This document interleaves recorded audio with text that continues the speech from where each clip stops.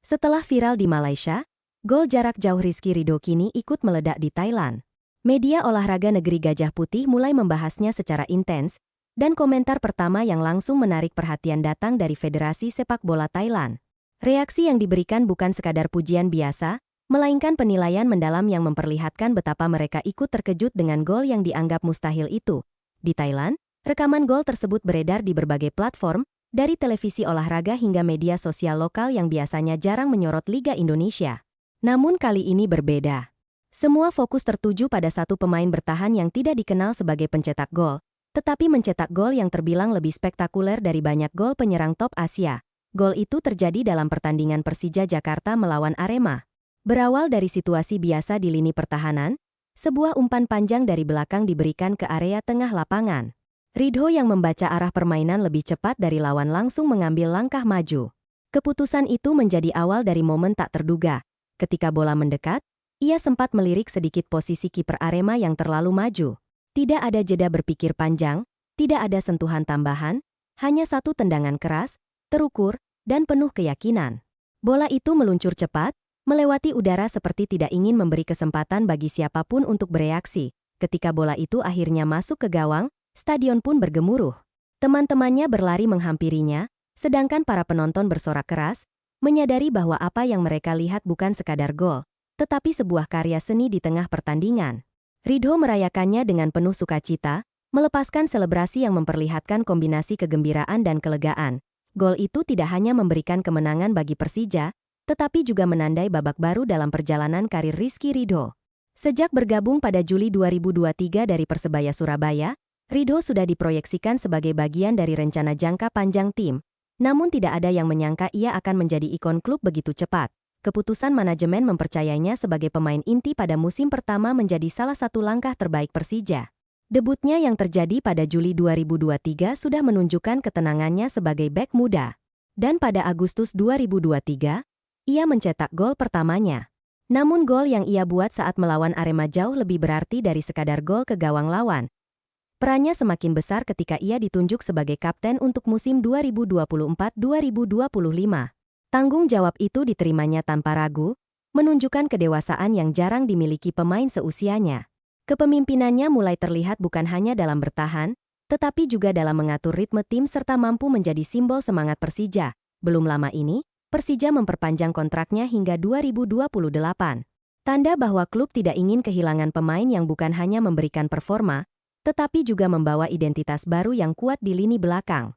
Dalam beberapa kesempatan, Ridho menyebut bahwa tujuannya jelas, membawa gelar juara untuk Persija. Sementara di Thailand, reaksi yang muncul bukan hanya dari federasi, tetapi juga dari sosok paling berpengaruh dalam sepak bola Thailand, Madam Pang. Wanita yang dikenal sebagai tokoh utama dalam reformasi sepak bola Thailand itu langsung menyampaikan pandangannya setelah melihat gol Ridho. Madam Pang secara terbuka memuji kecerdasan Ridho dalam mengambil keputusan dan ketenangan mentalnya dalam situasi yang penuh tekanan. Menurutnya, gol itu bukan gol kebetulan, melainkan gol yang menunjukkan kualitas pemain yang sudah matang dalam membaca permainan.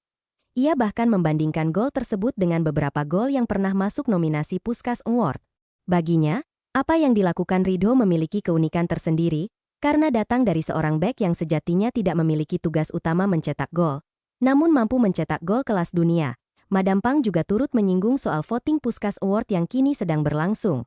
Ia mengatakan bahwa saat ini Ridho memimpin dengan selisih poin yang sangat jauh dari para pesaingnya. Fenomena ini membuatnya tertarik, karena baru kali ini perwakilan Asia berada di posisi teratas secara meyakinkan. Menurutnya, sering terjadi bahwa pemain Asia hanya dijadikan pelengkap nominasi tanpa benar-benar bersaing ketat. Namun kali ini berbeda. Ridho tidak hanya masuk nominasi, tetapi justru mendominasi daftar perolehan suara. Hal inilah yang membuat Madam Pang merasa bahwa Asia harus bersatu mendukung wakilnya. Tak berhenti sampai di situ, ia juga secara terbuka mengajak masyarakat Thailand untuk memberikan dukungan dan voting.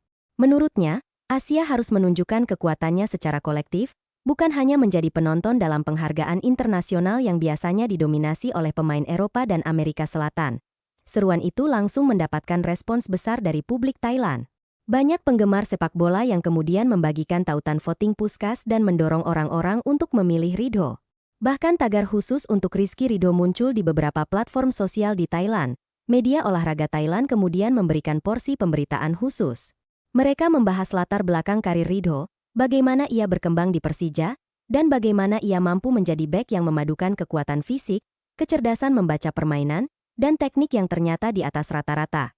Beberapa analis bahkan mulai melakukan prediksi bagaimana pengaruh gol ini terhadap masa depan karir Ridho di level internasional. Ada yang mengatakan bahwa klub luar negeri mungkin akan mulai meliriknya. Ada juga yang menilai bahwa gol ini menjadi bukti bahwa Indonesia memiliki bek yang bisa bersaing di Asia. Nama Ridho kemudian tidak hanya menjadi bahan diskusi di Indonesia, Malaysia, dan Thailand, tetapi juga mulai masuk ke panggung Asia secara keseluruhan.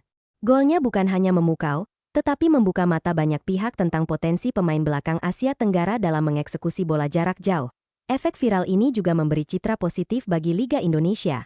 Thailand yang selama ini sering merasa memiliki liga lebih kompetitif tiba-tiba mulai memberikan apresiasi pada Liga Indonesia melalui satu momen yang tidak mereka duga sebelumnya. Di tengah diskusi itu, Ridho sendiri tetap tenang. Ia tidak memikirkan pujian berlebihan, tetapi memilih fokus pada pertandingan berikutnya bersama Persija.